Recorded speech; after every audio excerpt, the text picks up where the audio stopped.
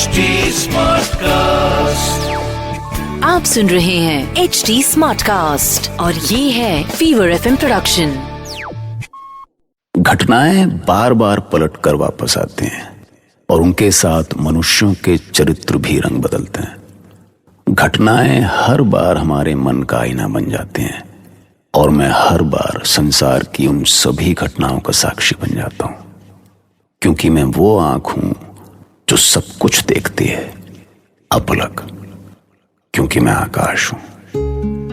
और मैं आपको महाभारत की वो कथा सुना रहा हूं जिसका हिस्सा आप स्वयं हैं। आप भी उस भीड़ का हिस्सा हैं जो एक स्त्री को लुटते हुए देखकर भी उसे बचाने की कोशिश नहीं करता है। आखिर ऐसी कौन सी मजबूरी है जो हमें धृतराष्ट्र की तरह अंधा, पितामह भीष्म की तरह बहरा और युधिष्ठिर की तरह विवेकहीन बना देती है? क्या युधिष्ठिर को पता नहीं था कि जब उसने पांचाली को दांव पर लगाया तो उसका क्या नतीजा होगा? फिर उसने उसे दांव पर लगाया ही क्यों? द्रौपदी के चीरहरण की कहानी में जितने सवाल हैं उतने ही उत्तर भी हैं, पर हमेशा हमारे भीतर बैठा शकुनी दुर्योधन को अपने जाल में उलझाकर तमाशा देखता रहता है हर बार, और हम हमेशा खुद को उसके सामने बेबस पाते हैं। आप ये सोच रहे हैं ना कि अभी तक आप सिर्फ देते ही रहे हैं और हम लेते ही रहे हैं और अब आपके पास कुछ नहीं है। ऐसा नहीं है धर्मराज जी, आपके पास एक अमूल्य रत्न पड़ा हुआ है। यदि आप उसे दांव पर लगा दें तो अब तक मैंने जो भी जीता है सब आपका। अब मेरे पास कोई रत्न नहीं बचा है मामा शकुनी। जो स्वयं कोई हार गया उसके पास क्या शेष हो सकता है? कस्तूरी कुंडली बसे मृग ढूंढे बन माही, ऐसे खटखट राम है दुनिया देखे नाही। समझे? नहीं समझे? समझाता हूं। यदि आप इससे अन्यथा ना ले तो मैं आपको याद दिलाऊं महाराज युधिष्ठिर। ऐसा क्या है मेरे पास जिसका मुझे पता नहीं है? आपके पास क्या नहीं है महाराज? आपके पास तो सब कुछ है, सब कुछ है। द्रुपद नरेश की पुत्री और आप 5 पांडवों की पत्नी पांचाली, आपने उसे तो दांव पे लगाया ही नहीं। शक को नहीं, जिस जीभ से तू पंचाली का नाम ले रहा है मैं उसे ही उखाड़ दूंगा। ठहरो भीम, ये मत भूलो कि ये राज्यसभा है और राज्यसभा में बाहुबल का प्रयोग अनुचित है। बस पितामह, बस। मैं पंचाली का यह अपमान सहन नहीं कर सकता। भीम भीम, शांत हो जाओ मेरे प्रिय दास भीम। ये मत भूलो कि तुम्हारी हर एक सांस पर हमारा अधिकार है। तुम एक तुच्छ दास से अधिक कुछ भी नहीं हो भीम। अपनी सीमाओं को समझो भीम। मैं तुम्हारी भावनाएं समझता हूं, पर मैं जो भी कर रहा हूं ना, सोच समझ कर रहा हूं। नहीं है बुद्धि मेरे पास भैया, और आपकी इस महान समझ की आवश्यकता भी नहीं है मुझे। शांत रहो भीम। अरे आप भीम को छोड़ो, इधर ध्यान दो धर्मराज, इधर ध्यान दो। हम आपकी प्रतीक्षा कर रहे हैं। क्या आप दांव लगाने के लिए तैयार हैं? तैयार हूं। मैं पांचाल कुमारी द्रौपदी को दांव पर लगाता हूं। ये रहा 2।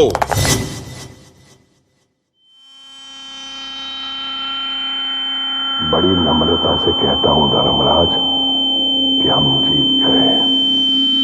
सुना भांजे? सुना के नहीं? पांचाली हमारी हुई। जय जयकार करो, जय जयकार करो। जय जयकार करो, युवराज दुर्योधन की जय जयकार करो, युवराज दुर्योधन की जय।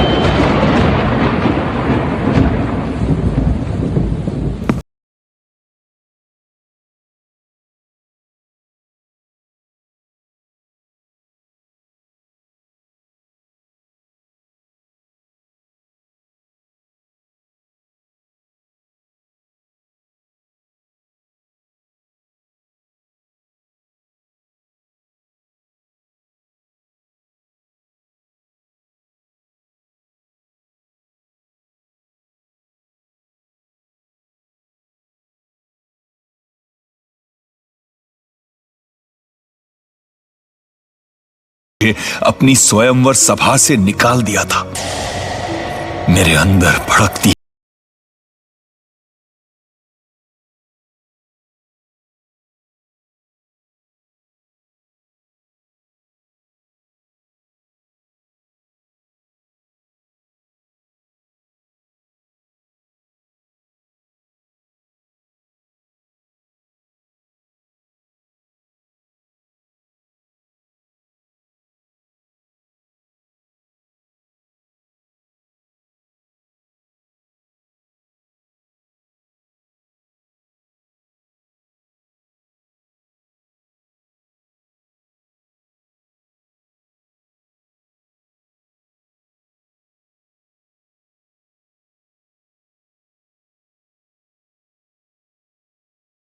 देख देख तेरा गांडीव तो क्या ब्रह्मास्त्र भी एक खरोच तक नहीं डाल सकता इस पर। इसलिए आज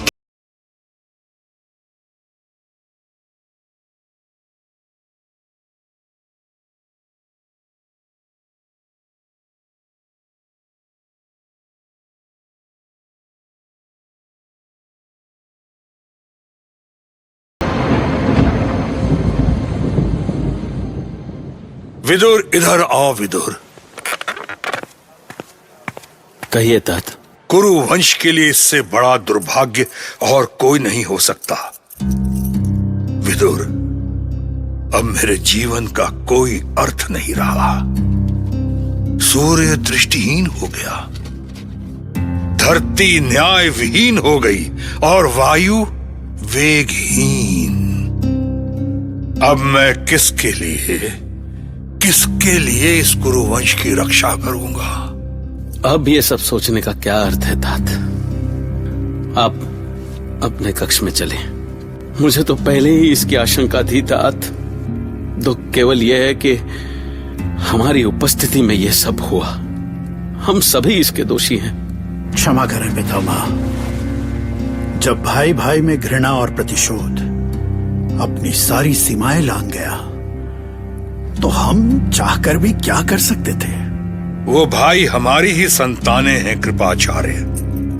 हमने ही उन्हें संस्कार दिए हैं। यदि उन्होंने अपनी सीमाएं लांघी हैं तो उसके दोषी भी हम ही हैं, पाप के भागी भी हम ही हैं।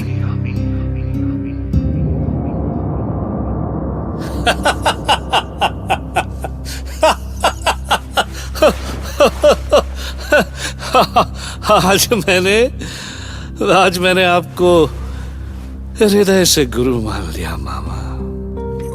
देखा आपने कैसे हमने बिना गदा उठाए शत्रुओं को कुचल के रख दिया मामा। मामा, ये मेरे जीवन का सबसे सुखद दिन है। मिट्टी डालो भांजे, मिट्टी डालो। लोमड़ी सा सोचो और बाघ सा नोचो। अभी तो युद्ध का आरंभ हुआ है। अभी तो तुम्हारे जीवन में इससे भी सुखद क्षण आने वाले हैं भांजे। अब द्रौपदी तुम्हारी दासी है भांजे। जाओ और पांचाली को सभा में घसीट लाओ। ये भी होगा मामा, ये भी होगा। क्योंकि एक बार को मैं अपना अपमान भूल भी जाऊं मामा, पर पांचाली की स्वयंवर सभा में हुआ मित्र कर्ण का अपमान, वो मैं कभी नहीं भूल सकता मामा, कभी नहीं। धिक्कार है, धिक्कार है कि जो इस सारे संसार में एक भी धनुर्धर ऐसा नहीं जो नीचे तेल के पात्र में देखकर निशाना साध सके। एक भी धनुर्धर नहीं जो स्तंभ के ऊपर उस घूमते हुए यंत्र में स्थित घूमती हुई मछली की आंख भेद सके। महाराज जरासंध, शाल्व और कुमार दुर्योधन जैसे महायोद्धाओं के असफल हो जाने के बाद लगता है मेरी बहन पांचाली आज इस स्वयंवर से खाली लौटेगी, और यह दिन इस महान आर्यवर्त का सबसे शर्मनाक दिन होगा। नहीं धृष्टद्युम्न, नहीं, दुर्योधन के जीते जी आर्यवर्त शर्मिंदा नहीं होगा। ये लक्ष्य भेदा भी जाएगा और पांचाली का स्वयंवर पूरा भी होगा, क्योंकि अभी मेरा मित्र संसार का सर्वश्रेष्ठ धनुर्धर कर्ण यहां उपस्थित है।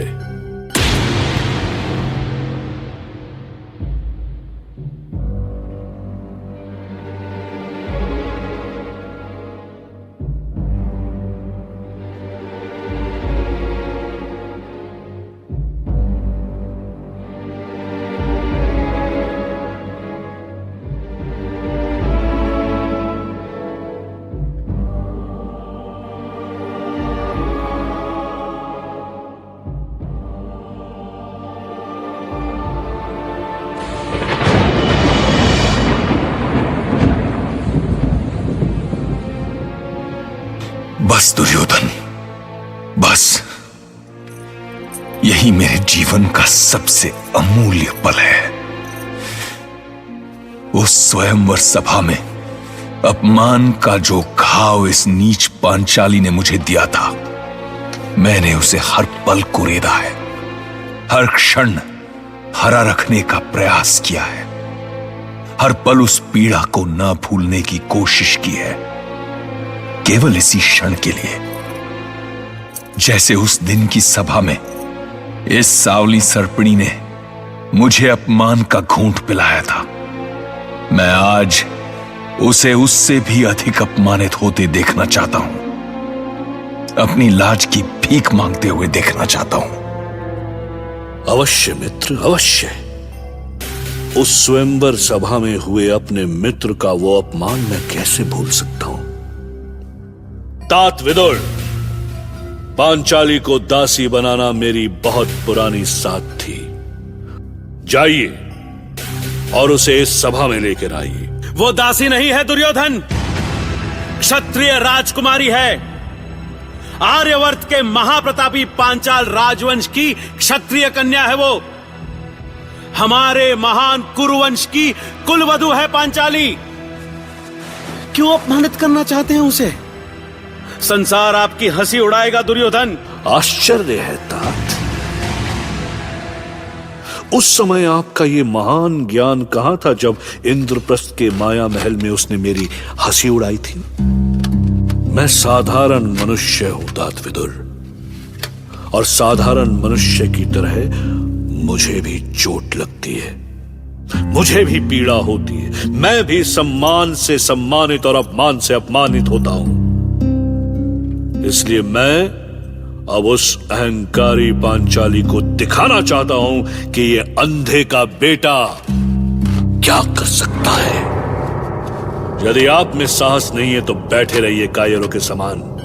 प्रतिहारी जी जी। अंतःपुर में जाओ और दासी द्रौपदी से कहो कि अब ये दुर्योधन उसका स्वामी है और उसके स्वामी ने उसे इस सभा में बुलाया है। कुमार, जाते हो या तुम्हारा सर धड़ से अलग कर दूं? नहीं नहीं।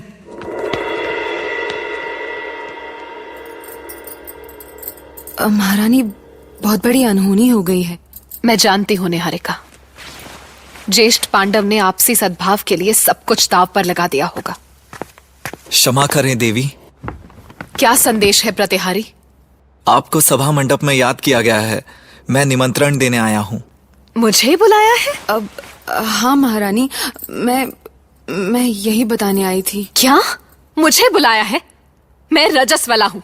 मैं इस स्थिति में उस सभा में कैसे जा सकती हूँ? मैं सच कहने का साहस नहीं कर पा रही हूँ, पर सच को छुपा भी नहीं सकती और असत्य बोल नहीं सकती देवी। महाराज युधिष्ठिर ने आपको दांव पर लगाया था देवी, और वो हार गए। क्या? अब एक सवाल सा उठता है मन में कि महाराज युधिष्ठिर ने क्या सोचकर द्रौपदी को दांव पर लगाया होगा। हालांकि ये तो वही जानते होंगे, पर इस घटना से एक बात तो तय हुई कि स्त्री की मर्यादा हमेशा दांव पर लगती रही। इतिहास में, वर्तमान में, भविष्य आपके सामने है, irrespective of the time and the place. लेकिन इस घटना में सबसे बड़ी बात क्या है कि द्रौपदी को जिसने दांव पर लगाया, खुद न्याय और धर्म के प्रतीक धर्मराज युधिष्ठिर। उन्होंने कौन से धर्म का निर्वाह करते हुए ऐसा किया होगा, आप सोचिए। एक बात बताएं आपको, जब आप पाप करते हैं तब आपको कभी भी नहीं लगता कि आप पाप कर रहे हैं, क्योंकि वो तो आप कर रहे हैं। सुनते रहिए महाभारत।